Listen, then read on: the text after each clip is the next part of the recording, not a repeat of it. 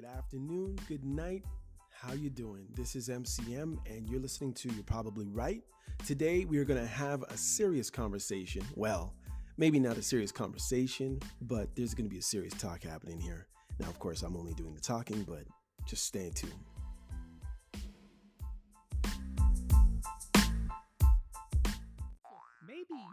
Maybe your stupid opinions aren't right. And are you so sure your life is going so much the way you want it to go, and you're such a bloody paragon of virtue, and the light is shining out every orifice, and everyone who disabuses you of your notions is evil?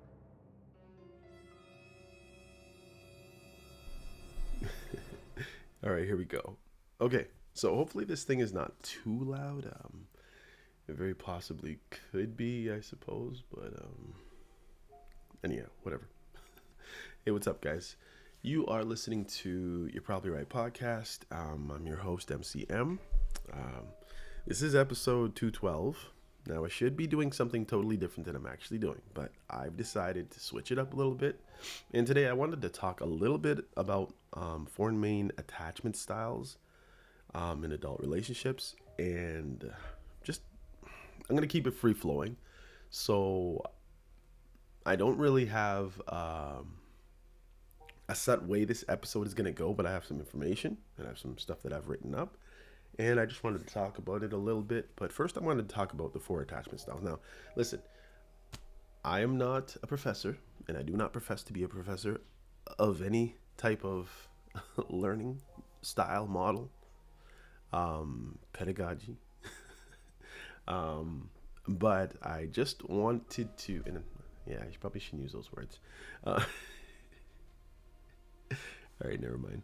Anyhow, I'm going to get right into it, but just remember that I am a Christian, so I am saying things that may not necessarily agree with the Christian belief in certain respects, but then I know that certain things do, from what I will be saying, do ring true. But at the same time, I would like you to do your own research. This podcast is for entertainment purposes only. I've done a lot of episodes, and I mean, maybe the average person wouldn't call over 200 episodes a lot, but that's a lot of talking for one person to do. I mean, I'm not talking in every single one. It's like sometimes I'm presenting some teachings, but mostly I'd say 200 at least of me just blathering on with no guests. Talking about all kinds of different things. And here's another different thing. I've tried not to duplicate too often. And if I've duplicated, then maybe my mind, my ideas on certain topics might have changed, or I'm talking about the same topic but in a different way. I try not to duplicate. That's just my style. And at the same time, I try to make my episodes evergreen. So hopefully, even when I'm dead and gone, somebody finds uses for this, even if it's the wrong way to podcast. It doesn't really matter to me. This podcast and my many episodes have served as a type of therapy, even for myself. Not even like if I'm different, but it's helped in many different ways. And I really appreciate everybody who passes by and stops by. So if you know somebody who could benefit from my ramblings, please send them this way. The podcast is called You're Probably Right podcast, and it's with MCM. Usually you'll see my face unless I've changed the cover of my podcast. But anyways, here we go.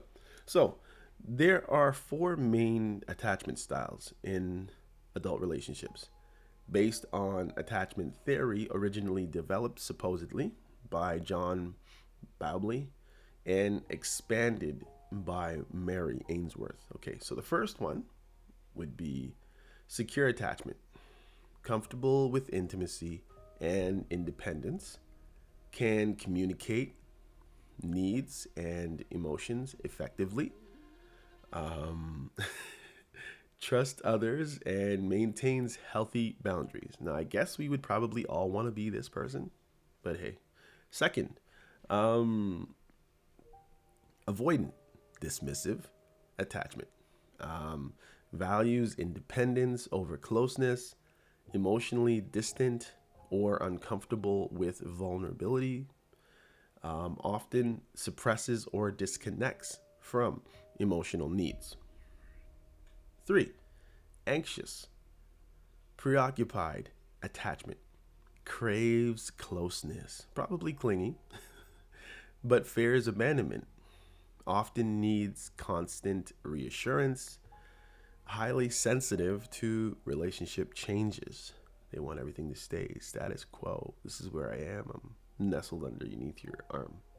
Don't move. And 4, fearful avoidant, disorganized attachment. Simultaneously craves and fears intimacy, often experience trauma or inconsistent caregiving. Behaviors are unpredictable, can swing between anxious and avoidant. And a lot of us might end up in there at some points in our life just because we all go through various traumas. So who really, really knows? Not me. Let me close this. I got the window open here. Hopefully this is okay, guys. Anyhow, let me see. I just took this screenshot. I just wanted to compare, and I came up with this weird idea I had. It'll probably not appeal to everybody, but anyways. So when we look at the secure attachment style, they are they're comfortable with intimacy. Their view of self is generally positive. The view of others is generally positive, and that's why I'm saying most people would probably like to be there. Common behaviors, they are trusting. They communicate, and they're emotionally balanced. That's why I said probably most of us would like to be here, viewing everything and everyone from a positive light, including themselves. The root cause, consistent, responsive, and caregiving. Nice, good. Then there is the avoidant dismissive. So they're not really that comfortable generally with intimacy. Their view of their self is generally positive still. View of others, generally negative. So they're not very trusting, right? Common behaviors, emotionally distant, values their independence, and they generally avoid being too close. Root causes, emotionally unavailable caregivers. Whereas the other one was consistent, responsive caregivers. Then we got anxious. So the anxious people, they're very comfortable with intimacy. Man, I think I got a cold, guys. Their view of their self is generally negative. You pick apart, they're way more negative about themselves, and they usually tend to be negative about themselves in that, little things. Maybe I'm look too fat. Maybe I worry too much. Maybe I'm not good at this. Maybe I'm not good at that. But they tend to hold others to a higher esteem than themselves. Therefore, they're usually bending over backwards, and they're usually surprised that certain people are with them or around them because they don't have a very good look when they look at themselves. They can usually pick apart all their negatives and make them so much more important than all the positives that they may have. Of course, this isn't everybody, right? This is just, remember, this is for entertainment purposes only, guys.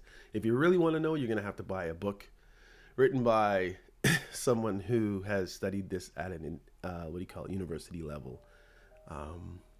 So anyhow, moving right along. Common behaviors, they're clingy, generally. They seek reassurance, fear of being abandoned. They're inconsistent caregivers. So they're good, could be bad, depends on how they're feeling, very emotional. But, yeah. And the last one, fearful, avoidant. I'm just comparing them in this little light just so you get a little gist if you don't know anything about this. And if it is interesting to you, I would really suggest you do your research. Maybe read a book about it. Fearful, avoidant, disorganized. They're low and high when it comes to comfortability with intimacy. So they're very conflicted generally. And their view of themselves is pretty negative usually, and view of others negative as well. A lot of push-pull dynamics. fear of intimacy may disassociate. So they may just pull themselves out of everything. They don't trust you and they don't trust themselves. Root cause, generally, this person has gone through trauma or abuse. Highly inconsistent caregivers. So today they might be all over you, and tomorrow they'll be like, figure it out. I wouldn't say that this is the worst one, but I wouldn't say that it is the worst one, just in case that's you. Remember, this podcast is for entertainment purposes only. Yeah, anyhow. It's funny. All right, let me just close that off. And I did want to get to one more thing, but I don't know if I took the... Let's see. Here's something weird. It might be interesting to you. So I just wanted to know the attachment style and career tendencies. So I just for the joke, just because there's so many of these people out here, more likely to become teachers, nurses, real estate agents. Number 1, anxious, preoccupied attachment. Motivated by helping, being needed, gaining approval, common in nursing, teaching, and social work. Why? These roles offer emotional connections and feedback. Anxiously attached people are often very empathetic and nurturing. Yeah. So you will see it in teaching and in nursing. Real estate agents, not so much there. It doesn't really say, but... 2, the second, secure attachment. Motivated by balance, healthy relationships, contribution, common in all 3 fields. Why? They're comfortable with closeness and boundaries. Excellent emotional regulation. Ideal for relational jobs. Dealing with people. Less common. Avoidant, dismissive attachment. Motivated by independence, autonomy. Less common in nursing and teaching. More possible in real estate agents, especially solo, high-performing environments. So, supposedly, avoidant style would be teachers, nurses, and real estate, generally. So, I guess if you see them in those jobs, then they're probably a unicorn, almost. Why? They prefer emotional distance. They thrive in roles with clear boundaries and transactional, interaction. So it's like, I'm doing this because you're giving me that, but they're not really into the actual relationship of things. And fearful avoidant. I guess that'd be the least likely type of person to be in teaching, nursing, and real estate. Not real estate agents. Let's see. Motivated by craving connection, but fearing it at the same time. Challenging fit. Emotionally demanding fields like nursing or teaching. So it would be difficult for this person to be a nurse or a teacher. Why? They're highly relational. Unpredictability can overwhelm unless healed or well managed. So unlikely. But anyway, let's just move right along here. So what I wanted to talk about today, and hopefully it won't be too boring. I could have just put my voice in AI and just allowed it to pronounce things wrong, which I'll do by myself anyways. But I'd rather be here with you, and I'd rather hear, rather you know that it's me talking to you. The funny thing is I did listen to AI of Jordan Peterson's voice the other day, and it's like this person was able to put coughs in the middle of the AI, so you would think that it's really Jordan talking to you. And it's funny, one thing I've noticed is we could listen to Jordan Peterson read the dictionary or read a story by Mickey Mouse, and for some reason it holds more weight just from his voice. It's really, really weird, really, really creepy, and really, really scary when you think about it, because when people are cloning people's voices to put out content, us just hearing, and there's certain people that have specific voices, like you hear them talking, you'll know it's them from a mile away. In other words, if you heard Shaquille O'Neal, you'd know it was him. If you heard Cat Williams, you would know it's him. Maybe not Owen Wilson, or like there's certain people you just, once you hear their voice, you're like, oh, okay, that's that person. And I'm just saying, from what you know of the person's work, lifestyle, life attributes, accolades, you're more likely just to take in whatever they say to you, just because you know that person. This is Shaq, man. He, you know what I mean? Like, this is Michael Jordan. Like, you understand? So it's kind of sad that people are able to steal other people's voices and just put their story out, their narrative out with that person's voice, because a lot of people are going to eat up a lot of information and take it as truth just because they heard Jordan Peterson's voice say it. Sad thing is, there's going to be a lot of wrong information put out in the name or in the voice of said person that you might recognize, and it's going to lead to a lot of people being mixed up, and it's sad. Anyhow, the title of this I've already gone 17 minutes, but this podcast is called, or the focus of what I'll be talking about is called Running from Warmth, Understanding the Inner World of Avoidant Attachment. Avoidant attachment is often misunderstood. You know what? Let me make this big. Let me make it big. I don't want to. My reading's already bad enough for me to be not being able to see it. Hold on a second. See. All right, let's see. So here's a little introduction. Avoidant attachment is often misunderstood. To the outside world, it can look like coldness, disinterest, or emotional distance. But underneath that surface lies something far more complex. This piece explores the internal world of the avoidantly attached. The push-pull dynamics, the unspoken fears, the deep longing for connection that battles with an equally deep fear of losing oneself.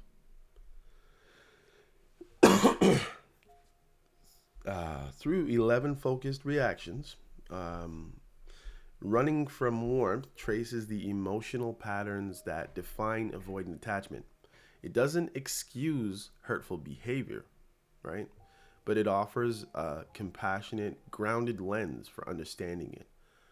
One that can help both avoidants and their partners make sense of the confusion, the distance, and the longing.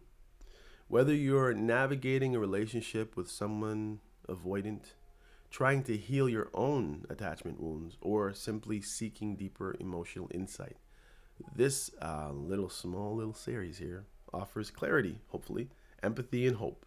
Okay, so here we go. Part 1. When love feels like a threat. I don't know why my stomach is grumbling. I literally think it's being picked up on this microphone, which is kind of funny a little bit. A little embarrassing, but hey, man. Listen, I've embarrassed myself so many times in this podcast, and hopefully you've never recognized it. Anyhow, part 1, as I said, when love feels like a threat. Let's talk about something that doesn't make sense at first glance. Avoidant attachment and love. When someone with avoidant style starts to feel something deep, they don't lean in. They back off. Not because they're heartless or they don't care, but quite the opposite. They pull away because they care, because closeness feels like danger. Somewhere early in life, they learn that love comes with conditions, that affection could be taken away. That being vulnerable meant being exposed. You're out there, could be shot from any corner, from every angle. Abandoned. So they adapt. They build walls. They kept people at a distance, not to hurt others, but to protect themselves. And that's how, if you look at it that way, when this type of individual does stuff to you, you won't take it so personal and be so hurt by it. Even though, I mean, you could inadvertently get hurt, but you might not take it so personal. You might be quicker to be able to forgive this person. Their love doesn't look like grand gestures or open vulnerabilities.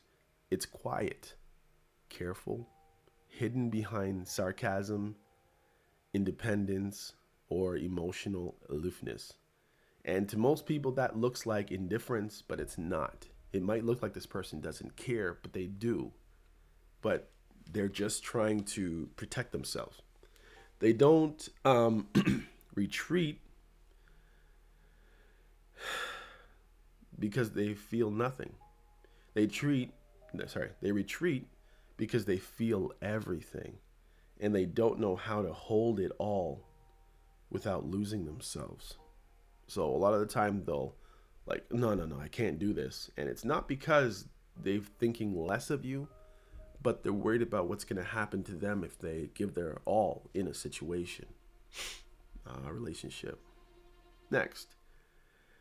And we're just going through this, hopefully as quickly as I'm going through this. Hopefully it will help you to understand this type of person a little bit better. I got this microphone in my face. It's a little bit annoying, but anyways, you won't be able to hear me otherwise. So got a pop filter on it too. So anyhow, part 2, tenderness triggers the alarm. Okay. Affection, tenderness, that quiet, steady pull of attachment that they feel from you. They aren't comforting to someone with, they aren't comfortable to someone with avoidant attachment style. They're triggers. The closer you get or try to get or push, the more their inner alarm blares. This isn't safe. They don't pull away to ruin the relationship. They pull away because vulnerability feels like danger. Emotional closeness threatens the very thing they've clung to for survival, control. To love for the avoidant is to risk being undone. So when intimacy creeps in, their instinct is to, hey, get back. Distance becomes their refuge, their safe haven. Silence is their armor. But don't mistake this distance for absence of feeling. Their love is there. You'll notice it in the way they remember the little things, in how they quietly check in when you're least expecting it, in those rare unguarded moments that slip through, only to be quickly covered up with humor or a distraction. And I would say probably a distraction more than even humor. They'll giggle it away. Number 3, the deep freeze. So they disappear. Something emotionally, sometimes physical, not out of cruelty, but to survive the emotional surge of what's happening. They need space to regulate, to suppress, to retreat into the solitude they know best. It's safe. Understanding this doesn't mean you accept emotional unavailability forever, but it does reframe the retreat. It's not proof they don't care. It's proof they care so much it overwhelms them and they don't know what to do. But the best thing they can do is to tuck back into their shell like a turtle until safety is vulnerability is, or in vulnerability is learned, love will be something they manage not. They don't want to embrace it, they just manage it. They won't move closer, they hover nearby while guarding their core. Not healthy, but protective. And understanding that that is the beginning of, I guess, breaking the cycle. The deep freeze. 4. Fear in disguise. When emotions start rising, the avoidant might suddenly fixate on your flaws. So, emotions going up, they'll start fixating on your flaws or pick unnecessary fights. It's not cruelty, it's a defensive tactic. So it's like, well, you do this, that's a red flag. You do that, it's a red flag. And then just out of the blue, you'll think everything is fine, sunshine and roses and the blue sky and the sun is shining on you. And this person will just pick a fight out of the blue for no reason. Well, somehow they're a defensive tactic. They kind of want to pick you apart to remind themselves that maybe you shouldn't be trusted as much as they do. Of course, that it's horrible for the person feeling that, because they have their guard down and they're ready and accepting and ready to give love, and this is what they get. And this is when the roller coasters really happen in these relationships. They're not trying to end the relationship. They just want the intensity to die down a little bit. So they try to cut you down. Oh, you feeling close, do you? Right cross, boom, step back. The feelings that may make them feel vulnerable, out of control, they need those to go away. So they're all giddy, they're all anxious, and they need something to comfort them. And sometimes the only way for them, that person, to feel comfortable is to get the object of the uncomfortable feeling, even if it's good, to just give me a little space, like a hand in your face kind of mushing you. They aren't cold, they're just overwhelmed.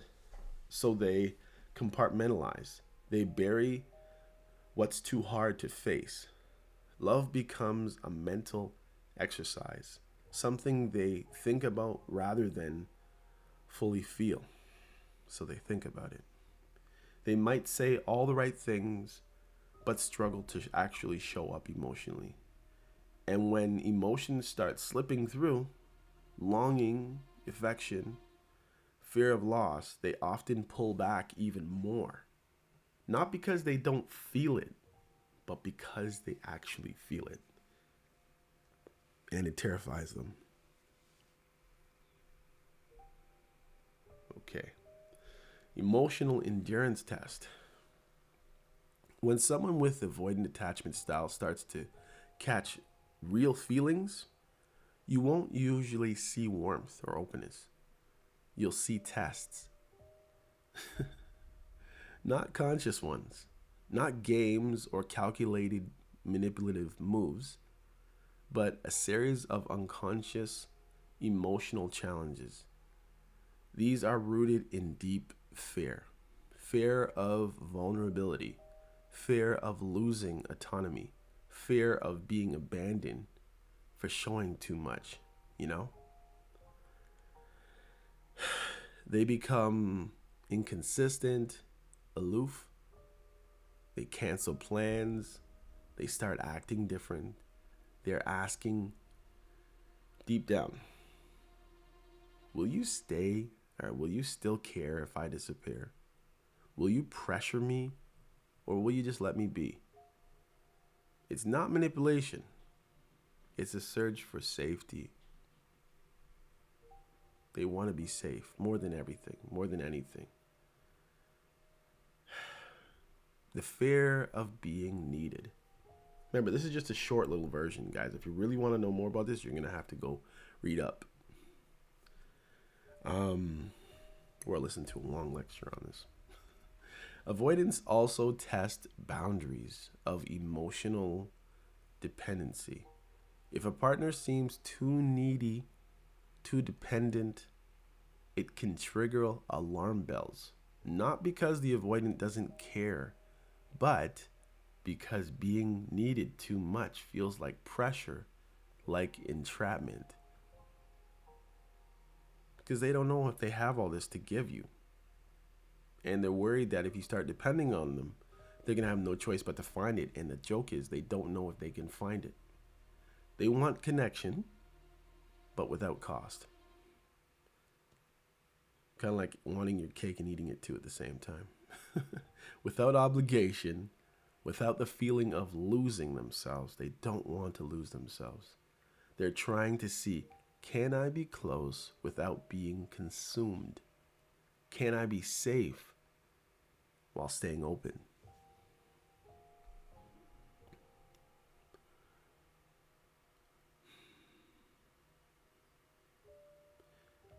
Now, how did this happen, or where did this script come from? Why are they leading their lives this way? Some people will say, as children, avoidants often learn without anyone ever saying it, that closeness equals vulnerability and vulnerability equals pain. It's like, think about this. It's like going to hug someone, and deep down in your heart, you think you open your arms to hug them, and you don't know once your arms are wide open that they're gonna not punch you in your stomach or in any other sensitive area, right? And that's their fear. Their fear of being wide open to you, and they don't know what you're coming out with. So as adults, they carry these unspoken lessons into every intimate relationship. When a partner expresses real affection, need, or emotional resilience, the avoidant nerve system doesn't register love. It registers danger. Be careful. That's why they thrive early in relationships before real closeness sets in. Once emotions deepen, the script changes. Distance becomes the fallback. So it becomes it becomes so wonderful that every once in a while they gotta push you back so they can look at the situation for what it is they believe. So in other words, it's hard to see exactly what's happening when you're in the middle of something unless you kind of get some space, and usually it's from the other person, just so they can, okay, let me just look at you again. You know what I mean? It's like you come in for a hug, and this person needs to push you over here a little bit just so they can see your top of your head and the bottom of your feet at the same time. Do you understand? So think about hugging somebody, and they come in for the hug, and you embrace it, and you feel good. You've given of yourself, and you're there, and then you get these feelings inside. It's like, okay, this feels really good, but what are you gonna do to me now that my arms are around your back and I'm open to you? Do you understand? So then what they need to do is they let go of you, and they push you back to see if you have something in your hand. Do you understand? And that's what the way this person lives. It's not because they don't care about you. They do. But at the same time, they're worried about what you might do to them. They don't pull back to be cruel. They pull back to be safe. Their body is screaming, retreat before you're swallowed whole. And that's the tragedy. The instinct meant to protect them ends up sabotaging the person they care about. It sabotages the very thing that they want most. Mixed signals, push, pull, moments of warmth followed by silence. Not because they don't feel, but because they feel too much and never learned how to stay steady in it. Glimpse of the real. Sometimes in quiet moments, they let you in. They share a story, say something kind, smile in a way that feels real. And it's real. But then they vanish emotionally, physically, quietly. Because showing that much triggers the fear they work so hard to keep buried. The closer you get, the more exposed they feel. And the more urgent it becomes to pull back for them. Their partner is left wondering, what the heck went wrong? I thought we were good. What went wrong? Nothing. The inner conflict. The chase only deepens the cycle. The more the partner tries to close the gap, come on, man, hug me, the more avoidants feel trapped. The more they feel like they're in the middle of danger and something's gonna happen. They're caught in a war between two truths. I want love, but love isn't safe. They don't want to be hurt, but they also don't want to lose control. Understanding this dynamic doesn't excuse it, but it does clarify for a person who may be dealing with a person like this. Boundaries matter. Compassion matters because both people deserve safety, and without safety, love is just unsustainable. So this person needs to learn, and you need to learn what they're doing at the same time. And lastly, I like how quick this was. It's only 36 minutes, guys. Come on. Lastly, running from the warmth. As emotions deepen, the avoidant internal alarm grows louder. They fear they're all but consumed in it. They lose themselves, lose control, so they retreat just when things are becoming nice and blossoming. They may call it space, blame timing, blame work, but what they're really running from is the depth of their own feelings because the love is too real. Healing begins when they finally learn. Intimacy doesn't erase the self, it refines it. Connection isn't a trap, it's a mirror. Being deeply known doesn't mean being consumed. It means being seen, supported, and strengthened. If only they could learn to stay, to feel the fire without running from the warmth. And that's the thing. It's like they believe that love is a consuming fire. And it very well might be. But what they need to learn is that just like a fireplace, or bonfire, obviously you jump right in the middle of it. Yeah, you can get burned. But if you're paying attention, you can get close enough to be warmed and comforted by it. It can show you a lot of different things from the light it gives. It doesn't have to be aggressive. It doesn't have to hurt you. And that's the dance that this person lives in. Anyhow, guys, hopefully this episode has been very insightful. Really short, but hopefully it gives you a little insight into what this person lives through and what they go through. And in the future, depending on how popular this episode is, I might be able to put something together so it can help you deal with a person like this, and a person like this, or someone who's avoidant, can maybe get a better look at themselves. I mean, I know they live with themselves, but sometimes when you have someone that tries to show you yourself a little bit, maybe hold up a mirror to you, you can see if you really do have messy hair, if your hair is straight. Maybe it's something you don't have to worry about so much. You know what I mean? So that's what I would be doing. I'm not looking at any of these attachment styles as necessarily horrible and unworkable. Even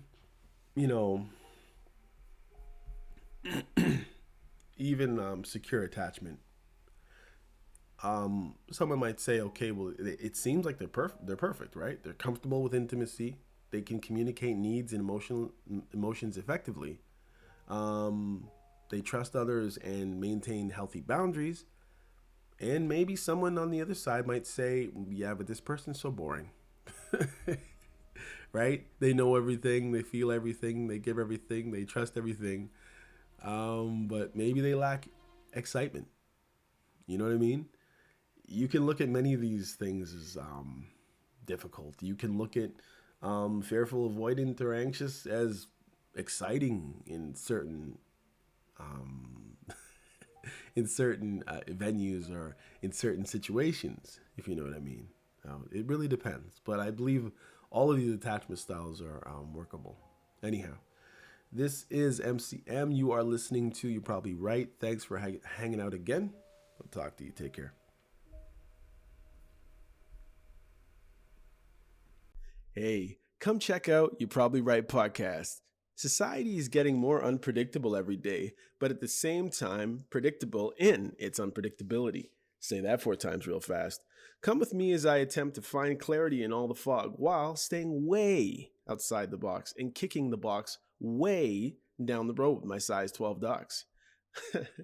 I use the Bible, experience, education, fortune, misfortune, life's lessons, life's mistakes to sort through all the mess. I talk about news, God, God, self-help, sports, sickness, health, music, parenting, love, humbleness, hurt, pain, joy, and all the things that might make you say, I never thought of it that way. Hopefully, anyway.